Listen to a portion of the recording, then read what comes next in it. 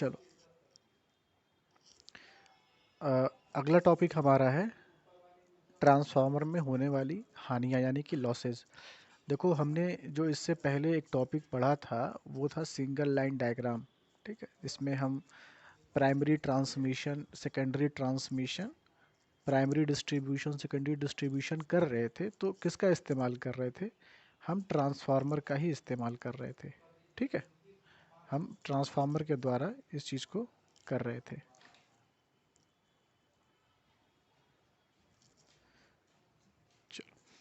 तो ट्रांसफार्मर क्या होता है ये तो आपको पता ही है, बेसिक सा चीज़ है कि ट्रांसफार्मर क्या करेगा कि ट्रांसफार्मर जो है वो वोल्टेज के मान को घटा देता है या फिर बढ़ा देता है, स्टेप अप करता है या स्टेप डाउन करता है। अभी के लिए इतना जान लो। दो चीज़ें मैंने लास्ट टाइम बता दी थी। एक चीज़ तो ये बताया था कि ट्रांसफार्मर में दो तरह से लॉस होता है। एक होता है कोर लॉस, जिसे आयरन लॉस कहते हैं, और एक होता है कॉपर लॉस। ठीक है, जिसे हम हिंदी में ताम्र हानि भी कहते हैं या वाइंडिंग लॉस भी कहते हैं। तो ट्रांसफार्मर में दो चीज़ें होती हैं। एक होता है हमारा कोर, इसे हम कोर कहते हैं। ठीक है, यह आयरन का स्ट्रक्चर बना होता है, एक तरह से आयताकार बना हुआ है। ठीक है, और इसी पे दोनों छोर पे, एक तरफ इधर और दूसरे छोर पे इस तरफ इधर वाइंडिंग की जाती है। ठीक है, तो एक तरफ की वाइंडिंग को हम प्राइमरी कह देते हैं और दूसरे तरफ की वाइंडिंग को सेकेंडरी कह देते हैं। तो दो चीज़ें इसमें इंपॉर्टेंट हैं। क्या इंपॉर्टेंट है? वाइंडिंग और कोर। ठीक है, तो ये हमारा है कोर जो ब्लू कलर का है, और जो ग्रीन कलर का है ये हमारा है वाइंडिंग। ठीक है, अब यह देखो कि वाइंडिंग का काम क्या है। जैसे किसी भी एक वाइंडिंग में हम कोई सप्लाई देते हैं, मान लो हमने वोल्टेज दिया V1, तो दूसरी वाइंडिंग में हमको ऑलरेडी एक वोल्टेज मिलेगा, उसे हम कहेंगे V2। ठीक है, इसे ट्रांसफार्मर एक्शन कहते हैं, यानी कि हम सिर्फ एक वाइंडिंग में पावर सप्लाई दे रहे हैं, तो दूसरे में हमें ऑटोमेटिक पावर सप्लाई यानी कि आउटपुट वोल्टेज या करंट मिलने लगेगा। जैसे यहाँ करंट अगर I1 हम दे रहे हैं प्राइमरी वाइंडिंग में, तो यहाँ करंट हमको क्या मिलेगा? सेकेंडरी वाइंडिंग में कुछ करंट मिलेगी, उसको हम कहेंगे I2। तो ट्रांसफार्मर के सिर्फ एक वाइंडिंग को हम एनर्जाइज करते हैं। एनर्जाइज करने का मतलब है कि हम उसको सप्लाई देते हैं और दूसरी वाइंडिंग पे हमको ऑटोमेटिक मिलता है। इसे कहते हैं इलेक्ट्रोमैग्नेटिक इंडक्शन का प्रिंसिपल पे काम करता है। ठीक है, इलेक्ट्रोमैग्नेटिक इंडक्शन। इंडक्शन मतलब होता है बेटा प्रेरण। ठीक है, यानी कि पहले कॉइल की वजह से दूसरे कॉइल में भी करंट का मान आ जाना। पहले कॉइल में वोल्टेज है, दूसरे कॉइल में भी वोल्टेज का आ जाना, ये होता है इंडक्शन। ठीक है, प्रभावित कर लिया कि पहले में करंट है, पहले में वोल्टेज, और सेकेंडरी में भी करंट है, सेकेंडरी में भी वोल्टेज है।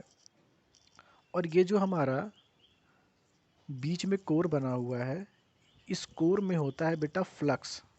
मैंने बता दिया था, यह जो कोर है ना, इस कोर में फ्लक्स होता है, जिसे हम फ्लक्स कहते हैं या फाई से डिनोट करते हैं।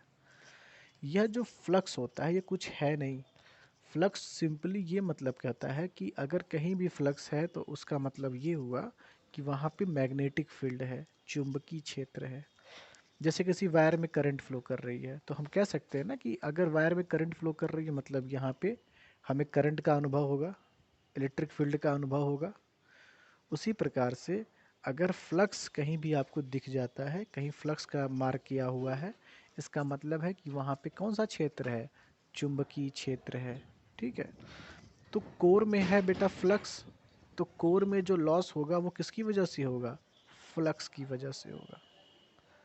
ठीक है, और वाइंडिंग में क्या है? करंट या वोल्टेज। तो जो वाइंडिंग में लॉस होगा वह करंट की वजह से होगा।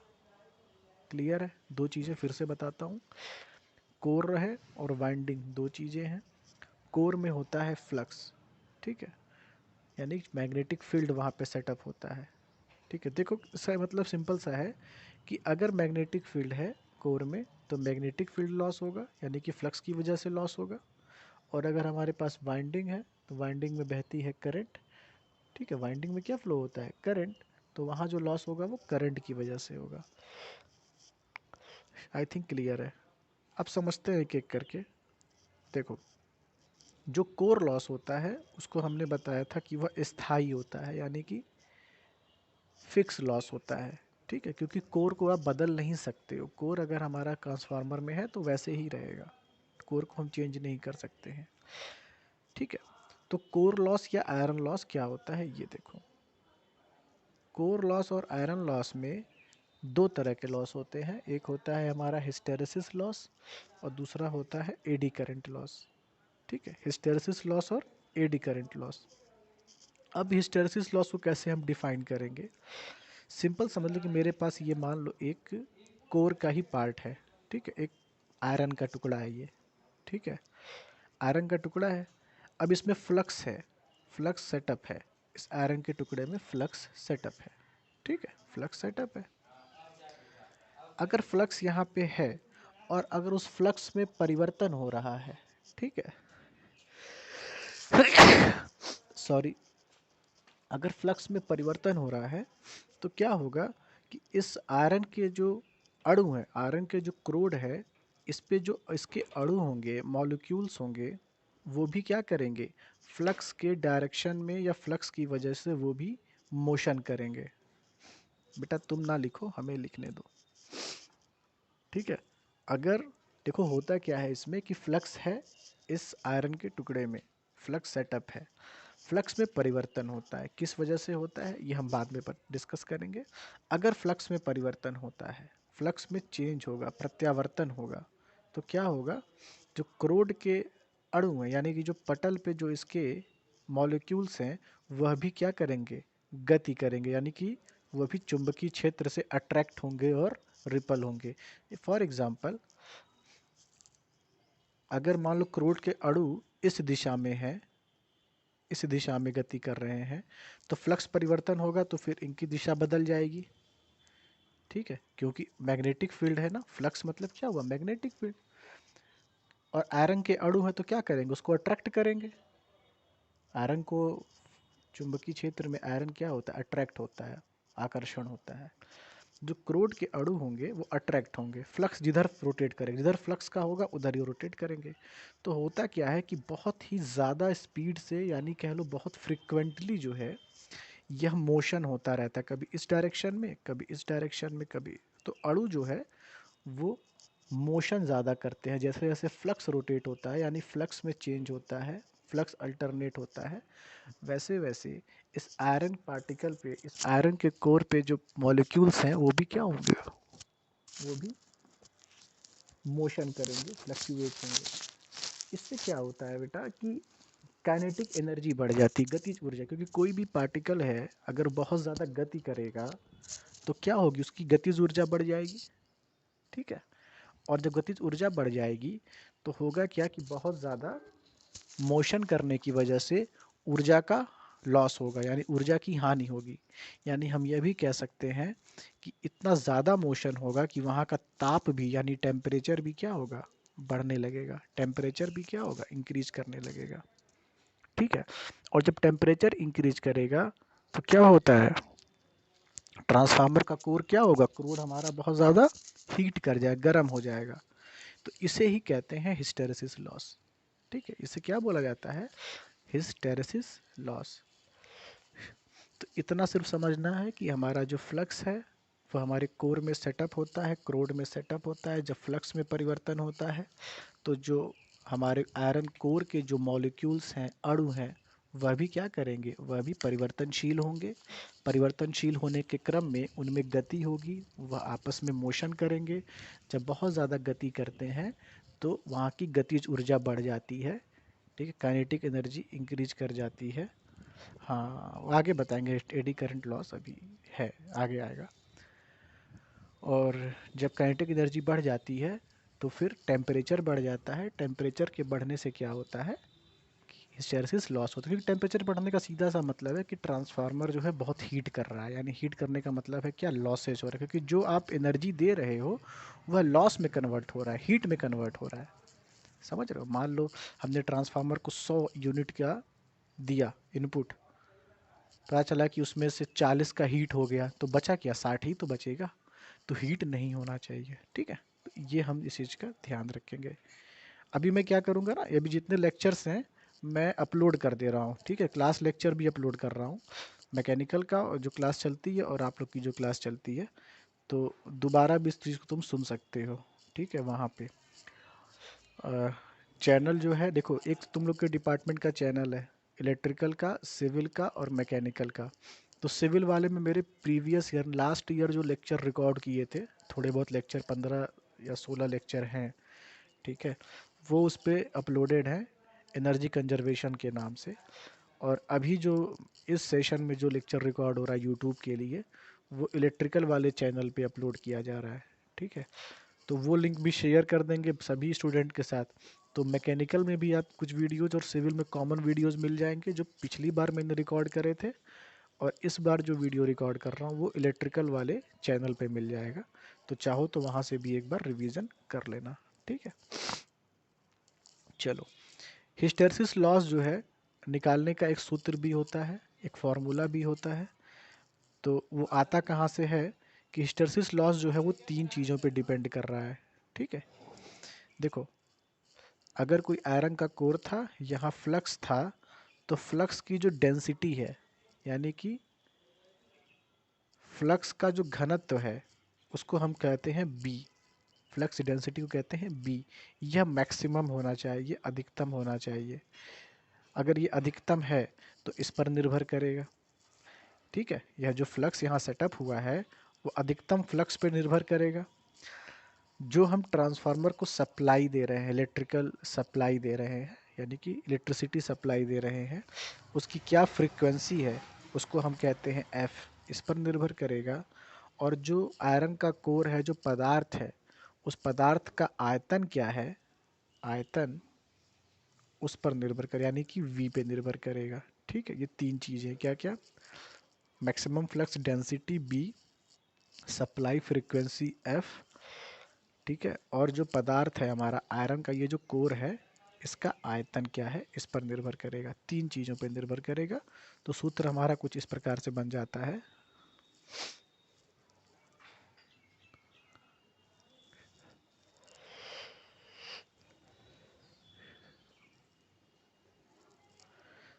कि हिस्टैरिसीस लॉस बराबर, यहाँ पे देखो मैंने थोड़ा सा जूम कर देता हूँ, ध्यान से देख लो, डब्ल्यू एच करके लिखा है ना, हिस्टैरिसीस लॉस बराबर, ठीक है, प्रोपोर्शनल टू क्या है, बी मैक्स की power 1.6 into F into V. तो बी मैक्स क्या है, मैक्सिमम फ्लक्स डेंसिटी, उसके पावर 1.6 इंटू एफ यानी कि फ्रीक्वेंसी, इंटू वी यानी कि वॉल्यूम, ठीक है, आयतन, ठीक है। और यूनिट क्या होगी, वाट, शक्ति की यूनिट क्या होती है, वाट, क्योंकि शक्ति के रूप में ये हानि हो रहा है, इसलिए यूनिट इसकी क्या होगी, वाट होगी, ठीक है। चलिए, अगला टॉपिक हमारा है एडी करंट लॉस, ठीक है। तो 2 तरह के लॉस होते हैं, पहला मतलब 2 तरह के लॉस होते हैं, कोर लॉस और कॉपर लॉस। कोर लॉस में भी 2 होते हैं, हिस्टेरेसिस और iron eddy current. Eddy current क्या होता है, पहले तो एडी करंट को समझ लो होता क्या है। एडी करंट को सबसे पहले एक फिजिकल एग्जांपल से हम देखते हैं, कि जैसे मान लो कि आप जब किसी नदी में, शांत लहर पे, शांत नदी में या किसी तालाब में जब पत्थर मारते हो ना, तो क्या होता है, ऐसे ऐसे धाराएं बनती हैं, ऐसे ऐसे धाराएं बनती हैं, भंवर की तरह, ठीक है, ऐसे ऐसे और किनारे तक चली जाती हैं। इसको समझ लो एडी से, यानी यही हमारा क्या है, यही हमारा भंवर है, ठीक है, समझ रहे हो। अगर मान लो मेरे पास ये आयरन का एक टुकड़ा है, ठीक है, ये आयरन का पूरा, आयरन का बर्फ भरा पीस है, ठीक है, और मेरे पास एक तार है, ये एक वायर है, नीचे एक वायर है, ऊपर एक आयरन का टुकड़ा है। अगर मैं इस वायर में करंट फ्लो कराऊं, तो वायर में करंट सिर्फ इतने से एरिया में फ्लो करेगा, पतला सा तार है, आराम से फ्लो करेगा, ठीक है। लेकिन अगर करंट इस आयरन के सरफेस पे फ्लो होने लगे, तो करंट तो क्या करेगा, करंट का जो नेचर होगा वो कैसे होगा, अगर करंट जो है भंवर की तरीके से पूरे सरफेस पे फैलने, ऐसे ऐसे फ्लोट करने लगेगा, समझ रहे हो। आयरन का अगर सिर्फ कोई एक पतला सा तार है, तो करंट इजीली फ्लो कर जा रही है, जो पाथ मिलेगा। लेकिन अगर कोई आयरन का टुकड़ा है, कोई बड़ा सा साइज का टुकड़ा है, तो क्या होगा, करंट जो है पूरे सरफेस पे फ्लो कर, जहाँ जहाँ उसको पाथ मिलेगा वहाँ फ्लो करेगी, और एक भंवर की तरीके से, एक एडी की तरीके से वो फ्लो करने लगेगी। और करंट जो रिस्पॉन्सिबल होता है कहीं ना कहीं हीट के लिए, क्योंकि एक फार्मूला हमने आपको पहले बताया है, करंट का स्क्वायर जब रेजिस्टेंस से मल्टीप्लाई करते हैं तो पावर लॉस भी होता है, हीट लॉस भी होता है। तो कहीं भी करंट का मान बहुत ज़्यादा हुआ, जैसे कोई भी घर में आप देखते हो ना, कोई चीज़ जल जाता है, इलेक्ट्रिकल सप्लाई, तो हाई करंट जब, यानी कि उसमें ज़्यादा करंट का मान आ गया, तो हमारा अप्लायंस वो जल जाता है, वो डैमेज हो जाता है। ठीक है। तो अब यहाँ पे एक तार में करंट फ्लो कर रही है, उसका मान, और इस पूरे के पूरे इस पे करंट का मान, किसका मान ज़्यादा करंट का होगा, यहाँ करंट का मान ज़्यादा होगा। तो यह करंट ज़्यादा घातक है, ज़्यादा हानिकारक है, जो ट्रांसफार्मर के कोर को, मान लो ये जो हमारा स्क्वायर बना हुआ है, ये ट्रांसफार्मर का आयरन का कोर है, तो क्या करेगा, इसको भी यह हीट कर देगा, इसको भी यह डैमेज करने का प्रयास करेगा, यानी कि लॉस होने लगेगा। ठीक है। भाई करंट यहाँ ज़्यादा फ्लो करने का मतलब क्या है कि एक तरीके से लॉस हो रहा है। तो ये रहा सिर्फ एडी, अभी एडी के बारे में, एडी करंट के बारे में। अब ये लॉस के रूप में कैसे समझना है, इसको समझ लेते हैं।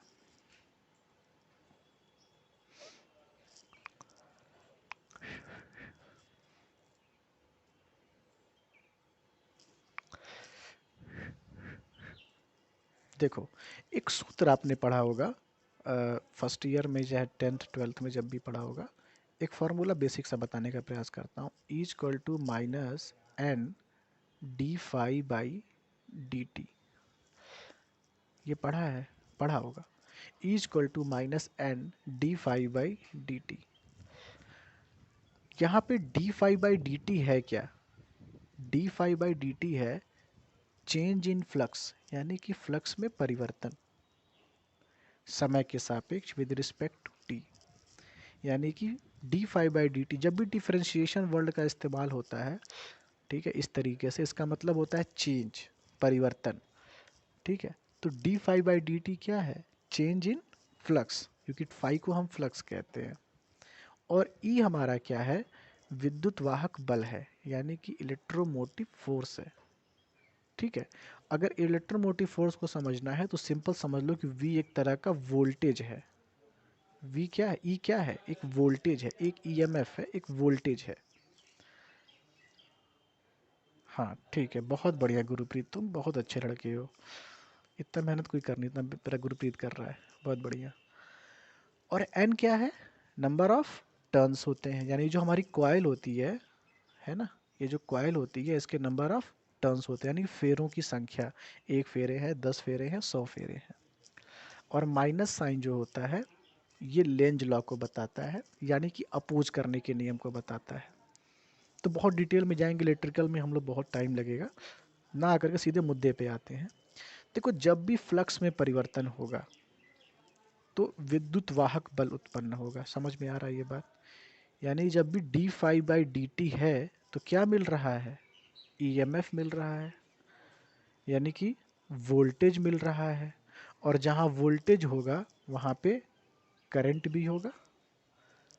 भाई ओम्स लॉ यही ना है, वी प्रोपोर्शनल टू आई। ठीक है। जहाँ वोल्टेज है वहाँ करंट फ्लो करेगा। यानी कि जब फ्लक्स में परिवर्तन होगा, फिर से बताता हूँ, जब फ्लक्स में परिवर्तन होगा तो विद्युत वाहक बल उत्पन्न होगा। और विद्युत वाहक बल जब वहाँ पे है, यानी कि एक तरह का ये वोल्टेज ही होता है, विभव होता है। और जब वोल्टेज है तो वहाँ करंट भी प्रवाहित होगी। ठीक है। आई, अब इस जो करंट प्रवाहित हो रही है, इस करंट का अपोज होता है, यानी कि विरोध होता है, कि तुम प्रभावित ना हो। ठीक हो, एक प्रकृति का नियम होता है कि कोई भी चीज़ बदलनी नहीं चाहती है। ठीक है। जैसे आपको एक नियम है कि आप रात में सोते हो, सुबह उठते हो, आपसे कह दिया जाए कि नहीं अब ये नियम चेंज करते हैं, दिन में सोएंगे, रात भर जगेंगे। ठीक है, मतलब सभी के लिए, आपका मतलब कि सभी मानव समाज की बात कर लिए। ठीक है। हर बुजुर्ग बच्चा सब यही यही रूल फॉलो करे, तो क्या होगा, ये तो पॉसिबल नहीं है। ठीक है। या फिर ऐसा कुछ नियम हो जाए कि जो कोई एक यूनिवर्सल चलता आ रहा है, उसको जब भी कोई चेंज होता है ना उसका अपोज होता है, सिंपल सी बात है। तो फ्लक्स में जो चेंज हो रहा है, तो फ्लक्स भी क्या करेगा, सर्किट हमारा जो है इलेक्ट्रिकल है वो क्या करेगा, इसका भी अपोज करेगा, इसका भी विरोध करेगा। और जब इसका विरोध करेगा तो इसको हमने डोनेट किया है माइनस साइन के साथ, ये लेंज लॉ के लिए माइनस साइन लगा हुआ है। जब भी अपोज करेगा, यानी कि जब फ्लक्स में परिवर्तन हो रहा है तो ईएमएफ प्रोड्यूस हो रहा है, यानी कि करंट फ्लो हो रही है, इसी करंट का अपोज होगा। अपोज करने का मतलब ये है कि अब एक और करंट बहेगी जो इस करंट के विपरीत दिशा में होगी, इसके अपोजिट दिशा में होगी, जो कहेगी कि इसके करंट के मान को कम करो, इसके करंट के मान को काउंटर करो। बात समझ में आ रही है? क्योंकि वह फ्लक्स परिवर्तन से यह करंट उत्पन्न हुआ है, तो फ्लक्स परिवर्तन का विरोध करेगा वो, कि वो नहीं चाहेगा फ्लक्स में परिवर्तन हो। तो इसके लिए सिंपल सी बात यही है कि इस जो हमारा फ्लक्स परिवर्तन से जो करंट प्रोड्यूस हुआ है, इसका अपोज करने के लिए एक करंट फ्लो करने लगती है, और दैट करंट इज कॉल्ड, अगर वही करंट हमारी एक आयरन के कोर पे, यानी आयरन का ये हमारा टुकड़ा है, इस पे फ्लो कर रही है, ठीक है, तो इसे ही हम बोलेंगे क्या, एडी करंट। ठीक है, इसे क्या बोलेंगे, एडी करंट। समझ में आ गई बात? तो ये रहा, ये अपोज करने के लिए करंट प्रोड्यूस होती है। अब जितना ज़्यादा अपोज करेगा हमारे लिए उतना बुरा है ना, हम तो नहीं चाहेंगे ना कि जो मेन करंट है उसका मान कम हो जाए। हम तो चाहेंगे ना जो मेन करंट है उसका मान तो हमेशा ज़्यादा रहे। और वो कब होगा, जब ये करंट का मान कम होगा। जो हमारी मेन करंट है उसका मान हमेशा वैसा बना रहे, उसमें कमी ना आए, यह तभी संभव है जब इस करंट का मान कम हो। और इस करंट का मान कम करने के लिए हमको एडी करंट के मान को कम करना पड़ेगा। तो एडी करंट के मान को कैसे कम करेंगे, जो कैसे इस तरह करेंगे कि हमारा जो एडी करंट है वह देखो पूरे के पूरे सरफेस पे फ्लो कर रहा है ना, पूरे के पूरे सरफेस पे फ्लो कर रहा है। तो हम क्या करते हैं, जो हमारा पूरा आयरन का टुकड़ा है इसको हम ऐसे, इसको हम इसको हम स्लॉट में बांट लेते हैं, ऐसे ऐसे स्लॉटिंग कर लेते हैं। ठीक है, ऐसे ऐसे स्लॉटिंग कर लेते हैं, कई सारे पतले पतले स्लॉट कर लेते हैं ऐसे। जहाँ पहले एक टुकड़ा था, अब पतले पतले स्लॉट को आइसोलेट करके, यानी इंसुलेशन दे करके, इंसुलेशन का मतलब ये हुआ कि बीच में कोई कुचालक पदार्थ लगा दिया, इंसुलेट कर दिया, और फिर इसको ऐसे कर दिया। सिंपल सा मतलब है, ऐसे मान लो मैं एक तख्ता लगाना है, ठीक है, जो तख्त हमारी होती है, तो हम क्या करते हैं, एक पूरी लकड़ी चौड़ी से नहीं लगाते ना, हम अलग अलग क्या करते हैं, ठीक है, 4 इंच 5 इंच या 6 इंच की पतली पतली जो लकड़ी की स्लैब होती है, वो 4 5 लगाते हैं और एक हमारा तखत बन जाता है। ठीक उसी प्रकार से अलग अलग स्लैब हो गया। अब होगा क्या कि जब ये स्लैब अलग अलग हो गया तो हर स्लैब में एडी करंट फ्लो करेगा, छोटा छोटा छोटा छोटा छोटा छोटा, सब में एडी करंट फ्लो करेगा। लेकिन अब एडी करंट का मान जो है, जहाँ पहले पूरे के पूरे इस आयरन के कोर पे फ्लो कर रहा था, अब वह सिर्फ और सिर्फ कहाँ फ्लो करेगा, सिर्फ और सिर्फ अपने पतले वाले एक स्लैब में फ्लो करेगा। तो एडी करंट का मान क्या हो गया, कम हो गया। समझ रहे हो, पतले पतले स्लैब में हो गया तो स्लैब में क्या हुआ, अब सिर्फ इसी स्लैब में फ्लो कर रहा है, अब सिर्फ इसी स्लैब में फ्लो कर रहा है। अब पहले क्या था, पूरे में फ्लो कर रहा था। तो हम क्या करते हैं, इस प्रकार से एडी करंट के मान को हम कम कर लेते हैं। ठीक है, बात समझ में आ गई होगी। और इसको फॉर्मूले से हम जब समझने का प्रयास करेंगे तो इसका जो फॉर्मूला है स्क्रीन पे देखो दिखाई दे रहा है, ये होता है, देखो क्या है ये, कि जो हमारा एडी करंट है ना, ये जो हमारा एडी करंट है वो किस पे डिपेंड कर रहा है, देखो फ्लक्स डेंसिटी जो मैक्सिमम बी मैक्स ये होगा ही होगा, जो बी मैक्स पहले था, अब इसका स्क्वायर 2 हो जाएगा, यानी कि स्क्वायर हो जाएगा, पावर 2 हो जाएगा। ठीक है, जो हमारा स्लैब है उस स्लैब की मोटाई कितनी है, वो है टी, तो टी पे डिपेंड करेगा। जो फ्रीक्वेंसी हम दे रहे हैं इलेक्ट्रिकल सप्लाई, उसकी फ्रीक्वेंसी एफ, और जो आयतन है वो है वी, किसका, आयरन कोर का। तो फॉर्मूला यहाँ पे बेटा दिखाई दे रहा है। ठीक है, बी मैक्स का square into t square into f square into v. V आयतन है, एफ सप्लाई फ्रीक्वेंसी है, टी मोटाई है स्लैब की, ठीक है। बी मैक्स क्या है, मैक्सिमम फ्लक्स डेंसिटी है, और हमारा यूनिट क्या है, वाट, क्योंकि शक्ति क्या होती है, वाट होती है, ठीक है। तो इस फॉर्मूले से हम इन चीज़ को देख लेते हैं, ठीक है। आई थिंक क्लियर होगा।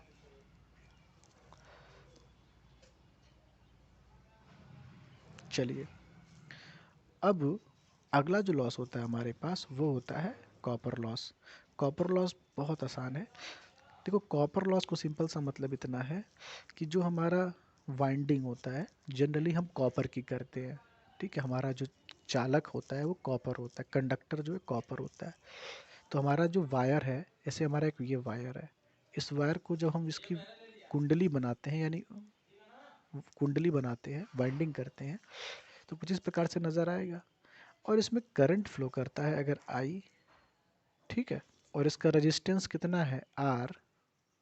अगर इस कुंडली में क्या होता है, करंट फ्लो करती है और रेजिस्टेंस क्या है, आर। तो जो लॉस होगा वो क्या होगा, I square R, I square are.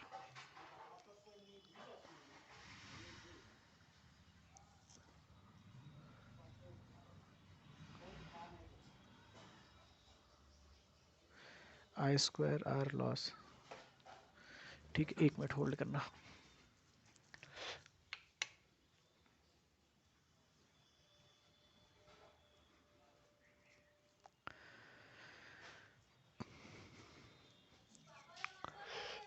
तो ये जो आई स्क्वायर आर लॉस है, ये क्या है, ये किस पे डिपेंड कर रहा है, करंट पे डिपेंड कर रहा है और रेजिस्टेंस पे डिपेंड कर रहा है। और आपको पता है कि करंट का मान चेंज होता है, यानी करंट का मान ज़्यादा भी होता है और कम भी होता है, ठीक है। तो करंट का मान चूंकि परिवर्तनशील है, इसीलिए यह जो लॉस है यह स्थायी होता है, अस्थाई, सॉरी अस्थाई होता है, स्थायी नहीं होता है, टेम्पररी होता है,